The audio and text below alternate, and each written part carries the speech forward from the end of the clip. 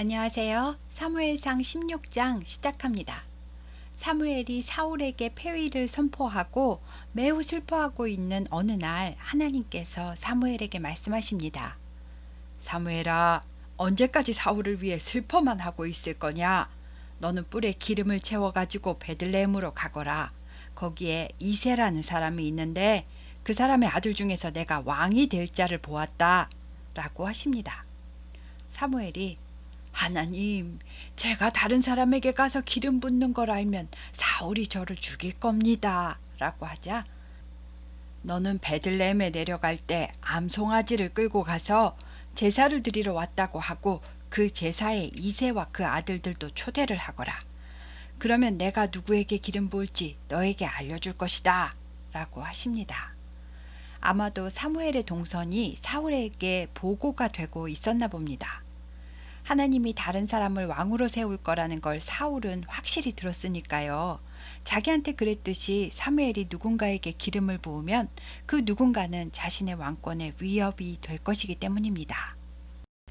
사무엘이 암송아지를 끌고 베들레헴에 들어가자 베들레헴 장로들은 갑자기 방문한 사무엘을 보고 긴장합니다. 저 혹시 저희가 뭐 잘못한 것이 있습니까? 라고 묻자, 내 평강을 위해서 왔으니 걱정 말게. 하나님께 제사를 드리러 왔네. 자네들도 스스로 성결하게 하고 나와 함께 하나님께 제사를 드리세. 그리고 이 마을에 이새라는 사람이 있지. 그 사람과 그의 아들들도 성결하게 하고 제사에 참여하도록 연락을 좀 넣어주게나. 라고 하였습니다. 연락을 받은 이새는 아들들을 데리고 오는데요. 이새에게는 아들이 모두 8명이 있었는데 막내 아들 다윗은 들판에서 양을 치러 나가서 여기에 이새는 그냥 7명만 데리고 왔습니다. 이새의 아들 중에 첫째, 둘째, 셋째 아들까지만 성경에 이름이 나오는데요. 첫째는 엘리압, 둘째는 아비나답, 셋째는 삼마입니다. 그 중에서도 맏아들 엘리압은 키도 크고 아주 잘생겼기 때문에 사무엘이 엘리압을 보고 과연 기름 부을 자가 여기 있도다 라고 하였답니다. 하나님께서는 사무엘아, 그 자가 아니다. 사람의 겉모습만 보고 판단하지 말아라. 사람은 외모를 보거니와 나 여호와는 중심을 보느니라 하고 말씀하셨습니다. 그래서 이새의 아들들 7명이 다 사무엘 앞을 지나갔는데요. 하나님이 아무 말씀도 하지 않으시는 겁니다. 사무엘은 이새에게 여기 아들들이 전부 다 온 겁니까? 하니까 아닙니다. 막내가 하나 더 있는데요. 지금 양을 치러 나갔습니다. 라고 합니다. 사무엘은 사람을 보내서 그 아이를 데려오십시오. 그 아이가 여기 올 때까지 우리는 식사 자리에 앉지 않을 겁니다. 라고 했습니다. 그래서 드디어 다윗도 불려왔습니다.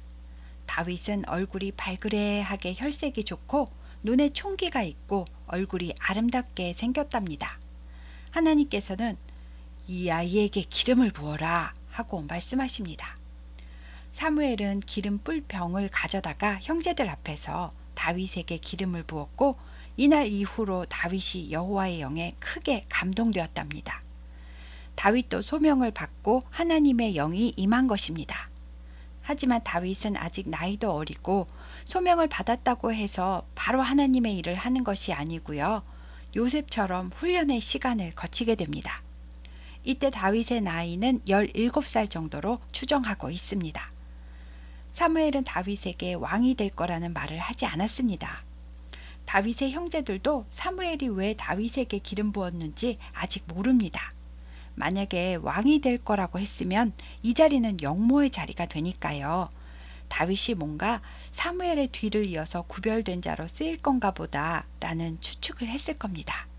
그리고 아주 잘생긴 맏아들 엘리압은 어린 막내가 기름 부음 받는 것이 좀 못마땅했을 겁니다. 어쨌든 사무엘은 다시 라마로 돌아갔고요. 그 뒤로도 달라진 것은 아무것도 없습니다. 한편 사울 왕은요. 왕의 자리에는 있지만 하나님께는 패위되었기 때문에 하나님의 영이 사울에게서 떠났답니다. 그러자 여호와께서 부리시는 악령이 사울을 번뇌하게 했다는데요. 여호와께서 악령을 시켜서 사울을 괴롭히라고 한 것이 아니고요. 여호와께서 부르시는 악령이라는 것은 악령도 하나님의 통제 아래에 있다는 뜻입니다. 성령이 떠나가니까 악령이 역사하는데 하나님께서 그냥 내버려 두셨다는 말입니다. 아마도 사울은 불안과 우울증으로 감정 기복이 너무 심해서 힘들어하고 있었을 겁니다. 사울의 신하들도 왕이 정상이 아닌 걸 알았으니까요. 신하들이 왕에게 가서 심신을 좀 편하게 하시고 안정을 취하게 하기 위해서는 수금을 잘 타는 사람을 구해서 악령이 역사할 때 그가 수금을 타게 하면 왕이 좀 진정될 거라고 가서 조언을 하였습니다. 수금은 하프와 같은 악기이고요. 왕은 수금을 잘 타는 자를 구해 오라고 합니다. 왕궁에서 시중 듣는 소년 중에 한 사람이 제가 베들레헴 사람 이새의 아들을 아는데요. 그 아이는 수금도 아주 잘 타고요. 용감한 데다 무술도 잘합니다. 말도 아주 지혜롭게 하는 총기 있고 준수한 사람인데요. 하나님이 함께하는 사람 같습니다. 라고 하자 사울은 그를 데려오라고 합니다. 왕궁의 통보를 받고 다윗의 아버지 이새는 빈손으로 가지 말라면서 다윗에게 떡이랑 포도주 한 가죽 부대랑 염소 새끼를 나귀에 실려서 사울에게 보냈습니다. 궁에 도착한 다윗이 왕 앞에서 수금을 타니까 악령이 떠나가고 사울의 머리가 상쾌해졌다고 하고요. 사울은 다윗을 아주 마음에 들어하고 크게 사랑하여서 자기의 무기 든 자로까지 삼았다고 합니다. 무기를 드는 자는 상당히 신임할 수 있어야 하고 무술도 좀 출중해야 하고 왕의 방패를 들고 다녀야 할 정도로 힘도 세야 되니까요. 다윗이 아직 나이는 어리지만 체격이나 체력 면에서도 뒤지지 않는다는 뜻이 됩니다. 다윗은 집에서 왕궁을 오가면서 무기 든 자와 수금 타는 일을 겸했고요. 이렇게 자연스럽게 왕궁 출입을 하면서 왕궁의 법도와 체계를 익히고 정치를 익힐 수 있게 되었습니다.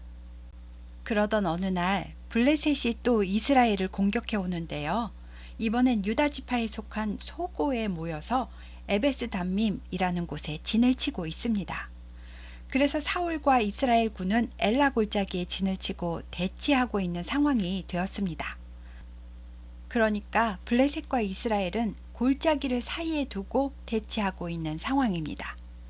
그런데요, 이 블레셋 진영에서 싸움을 도두는 자인 골리앗이라는 사람이 나와서 이스라엘에게 자신 있으면 대표끼리 나와서 한번 1대1로 붙어보자고 막 소리를 칩니다.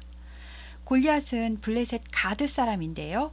키가 6규빗 한 뼘, 그러니까 한 규빗을 45cm라고 하면 283cm나 되는 거인입니다.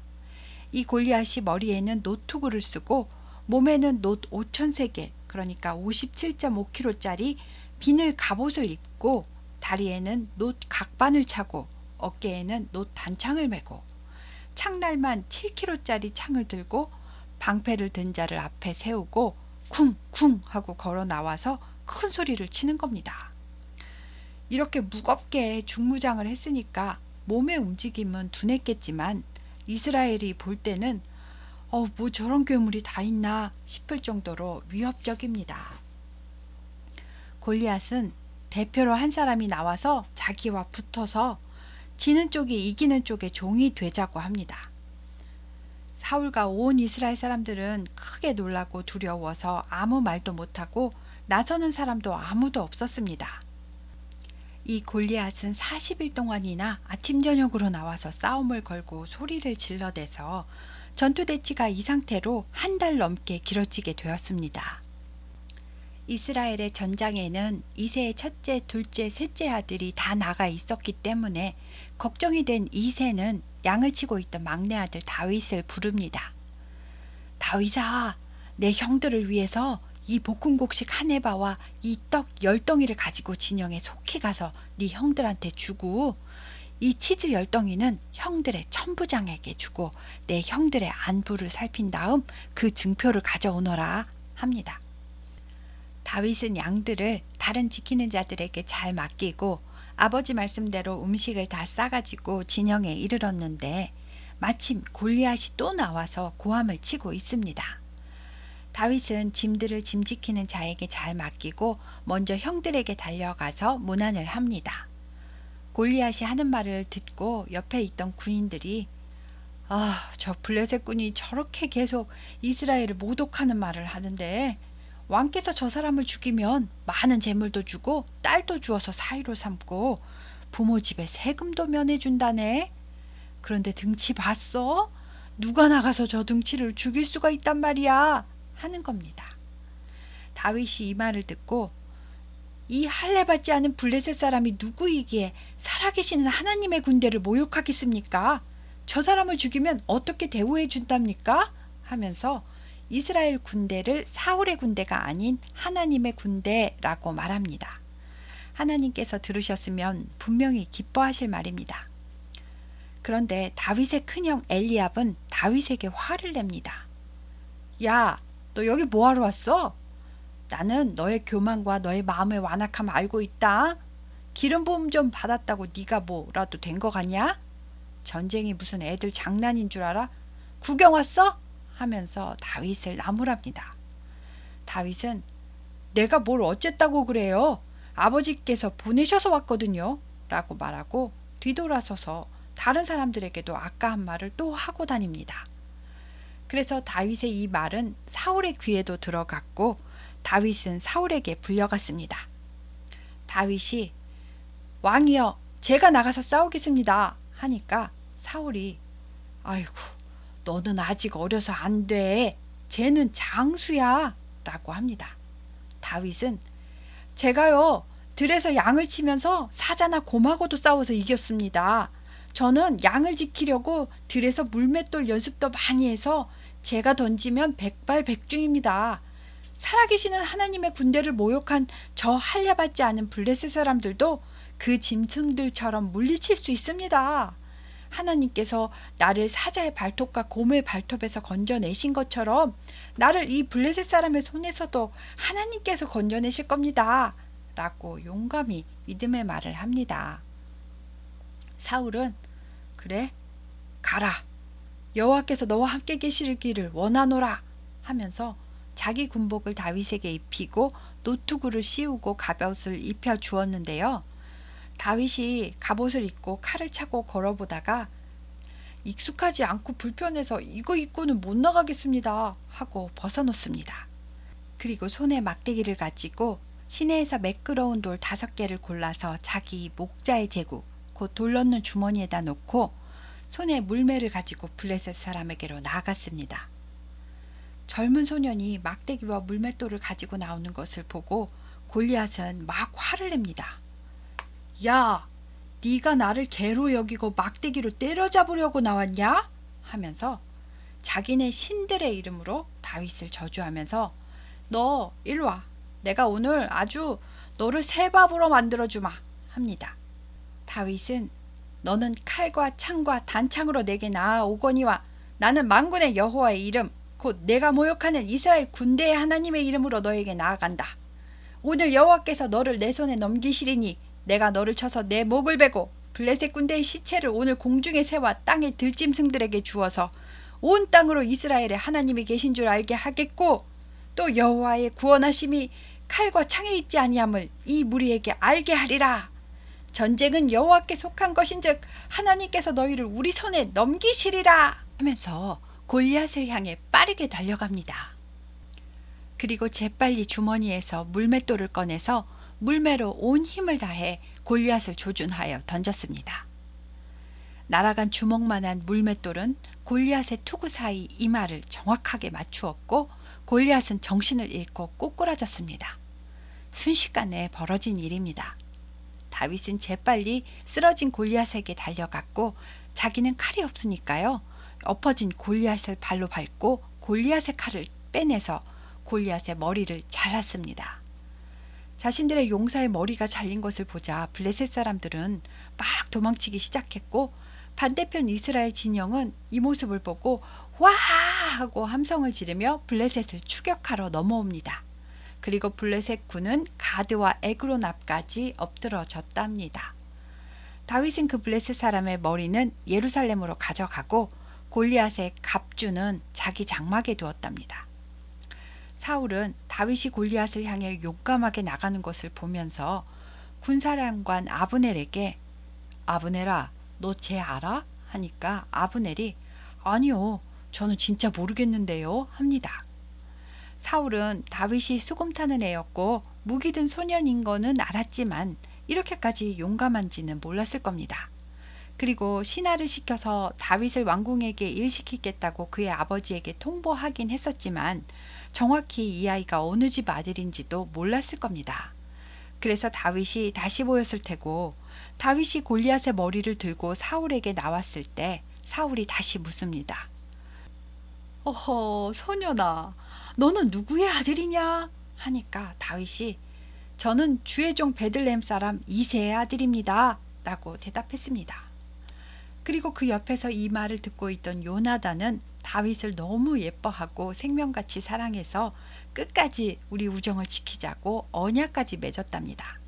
그리고 자기가 입었던 겉옷도 벗어서 다윗에게 주고 자기의 군복과 칼과 활과 띠도 다윗에게 선물로 주었답니다. 요나단도 협곡을 기어 올라가서 블레셋 군인과 싸울 때 여호와의 구원은 사람의 많고 적음에 달려있지 않다라고 말했던 경험이 있었기 때문에 다윗의 믿음과 정신이 요나단의 마음에 쏙 들었나 봅니다. 이 일로 다윗은 단숨에 영웅이 되었지만 다윗은 들떠있거나 경고망동하지 않았습니다. 처음부터 전쟁은 여호와께 속한 것이라고 말했었고 만군의 여호와의 이름으로 나아가서 싸운 것이기 때문에 하나님의 도우심으로 승리했음을 확실히 알고 있는 다윗입니다. 다윗은 사울이 보내는 곳마다 가서 지혜롭게 행하여 사람들에게 인정을 받습니다. 그래서 사울은 다윗을 군대의 장으로 승진시켰습니다. 군대 장관이 아니고요. 백부장 정도로 승진시켰다는 말입니다. 다윗의 나이가 어리지만 모든 백성이 이를 합당하다고 생각했고 사울의 신하들도 불만 없이 다 합당히 여겼답니다.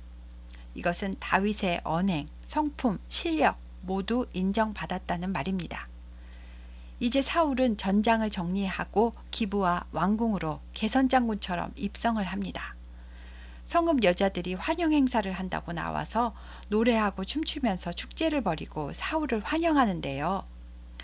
사울이 죽인 자는 천천히요, 다윗은 만만이로다 하는 여자들의 노랫말이 사울의 귀에 들렸는데 이게 그냥 가슴에 와서 불쾌한 감정으로 확 꽂히는 겁니다. 그때부터 사울은 이 말이 계속 머릿속에 맴돌면서 생각이 꼬리에 꼬리를 물고 확장됩니다. 이 말 한마디에 사울이 넘어졌고 이 사건 하나로 사울은 나머지 인생 전부를 망치게 됩니다. 이 말을 그냥 털어버렸더라면 사울은 좋게 은퇴할 수도 있었을 텐데 말입니다.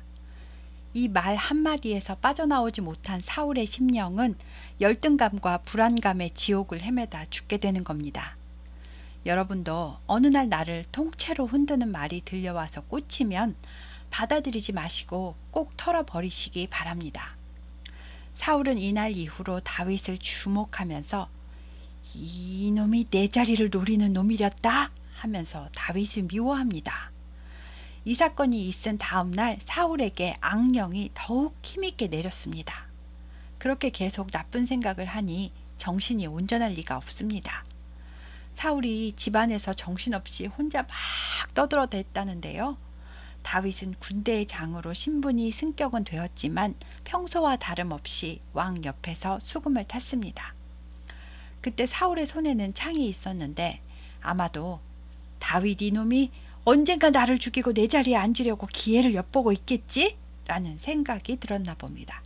사울은 갑자기 내가 다윗을 벽에 박으리라 하면서 다윗을 향해 창을 2번이나 던집니다.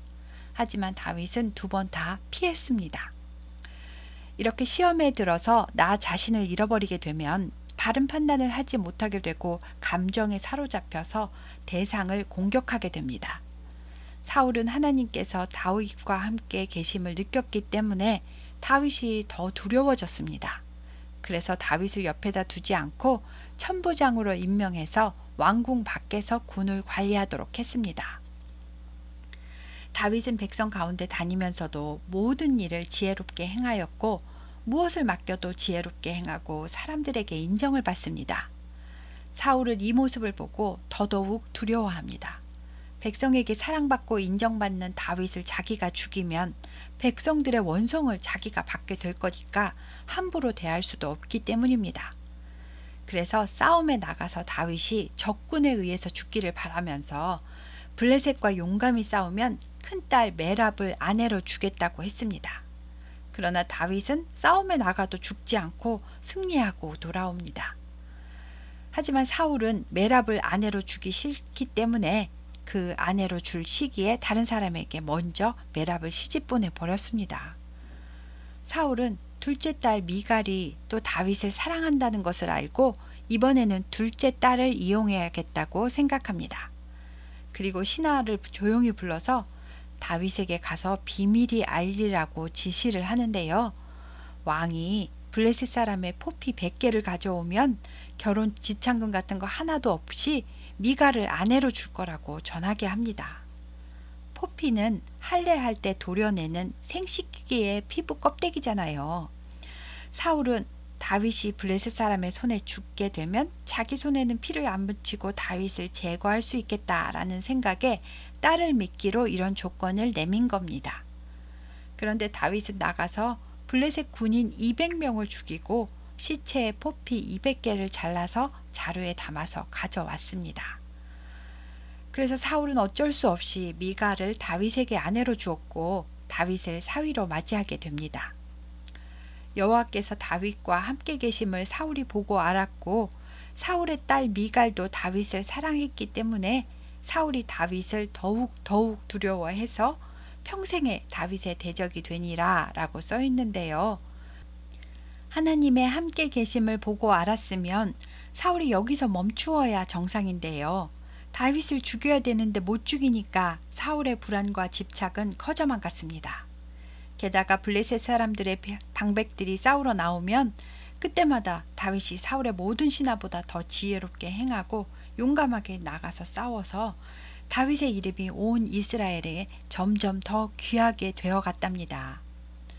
술수가 안 통하자 다급해진 사울은 그의 아들 요나단과 그의 모든 신하에게 다윗을 죽이라고 아예 말을 하는데요. 요나단이 다윗에게 아버지가 너를 죽이기를 꾀하시니까 눈에 안 띄게 어디 숨어 있어라 하고 말하면서 아버지의 말씀이 진심인지 자기가 가서 확인을 좀 해보고 알려주겠다고 합니다.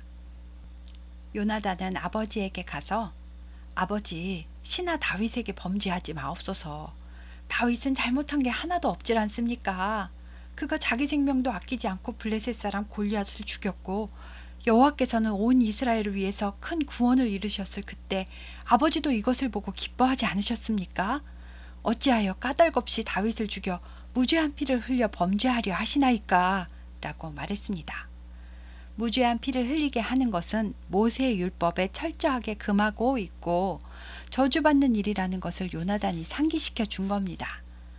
사울은 다시 정신이 돌아왔는지 여호와께서 살아계심을 두고 맹세하거니와 그가 죽임을 당하지 아니하리라 하면서 안 죽일 거라고 맹세까지 했습니다. 요나단은 다윗에게 이 일을 알리고 다윗을 사울에게 인도했고 다윗도 다시 전처럼 왕궁에서 생활을 하게 되었습니다. 그리고 시간이 얼마나 흘렀을까요? 블레셋이 또 쳐들어왔고 다윗은 천부장으로서 또 나가서 당당히 물리치고 왔습니다. 그런데 그날 사울은 자기는 하나님께 버림받았는데 다윗은 어디로 가나 이기고 백성에게도 인정받고 하는 것에 대해 열등감이 불쾌감으로 바뀌고 자기 자리가 위험하다는 강박관념으로 확대되면서 또 다윗을 공격합니다. 전쟁에 이기고 와서도 심령이 불편한 장인을 위해서 수금을 연주하는 충직한 사위에게 들고 있던 단창을 던진 겁니다. 다윗은 재빨리 피했고 단창은 벽에 박혔습니다. 다윗이 집으로 왔고 사울은 전령들을 보내서 다윗 집 앞에서 기다리고 있다가 다윗이 아침에 나오면 바로 죽이라고 지시했습니다. 다윗의 부인 미갈은 밖에 전령들이 있는 것을 보고 다윗을 밤에 창에 달아내려서 도망가라고 하고는 우상을 가져다가 침상에 누이고 염소털로 엮은 것을 머리에다가 씌우고 다윗 옷으로 덮어서 다윗이 침대에 누워서 자는 것처럼 해놓았습니다. 여기서의 우상은 드라빔일 거라고 하는데요. 그게 무엇이든 이스라엘 왕궁에, 그것도 다윗의 집에 미갈이 이것을 집안에 숨겨 놓았다는 이야기입니다. 전령들은 아침이 되어도 다윗이 나오지 않자 직접 찾아 들어갔고 미갈은 다윗이 아프다고 말했습니다. 이를 보고받은 사울은 다윗을 침 상채 들고 오라고 했고 전령이 가서 보니까 침대에 우상이 있는 겁니다.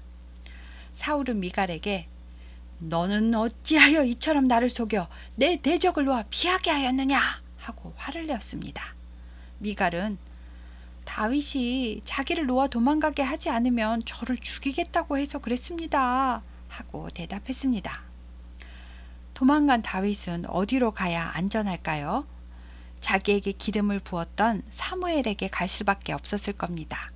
사무엘이 운영하는 선지자 학교인 라마나옅은 라마에 있는 거주지라는 뜻으로 기숙시설이 있는 곳을 말하는데요.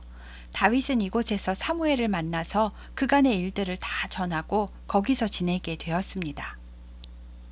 그런데 어떤 사람이 사울에게 다윗이 라마나옅에 있다고 보고를 해서 사울은 전령을 보냅니다. 전령들은 라마나옅에 도착했고 선지자 무리들은 예언을 하고 있었고요. 사무엘은 그들의 수령으로 그 앞에 서 있는 것이 보였습니다.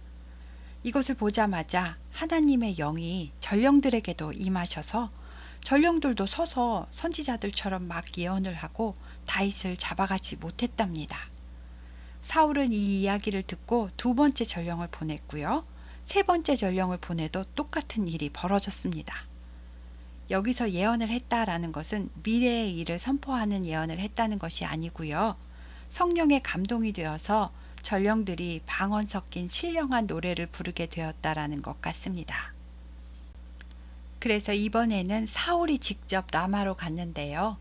라마에 있는 세구라는 곳에 있는 큰 우물에 도착해서부터 사울이 라마나옅까지 걸어가면서 강권적인 성령의 역사가 임했습니다. 그래서 사울은 그때부터 계속 예언을 했다고 하고요. 라마나옅에 도착해서는 사무엘 앞에서 계속 예언을 하면서 하루 밤낮을 벗은 몸으로 누웠답니다. 이것은 발가벗었다는 게 아니라 겉옷을 벗었다는 뜻이고요. 하루 종일 예언을 하고 피곤해서 겉옷을 벗고 뻗어서 잠이 든 것 같다고 합니다. 사람들은 이 모습을 보고 속담처럼 사울도 선지자 중에 있느냐? 라고 했답니다. 여기까지가 19장까지 이야기입니다. 하나님은 이렇게 다윗을 지키시고 사울을 피해서 도망갈 시간을 벌어주셨습니다. 이제 쫓기는 도망자의 신세가 된 다윗은 어디로 갔을까요? 다윗은 20장에서 먼저 요나단과 작별 인사를 합니다. 그리고 다음 시간부터는 본격적인 다윗의 도피 생활 이야기가 시작됩니다. 감사합니다.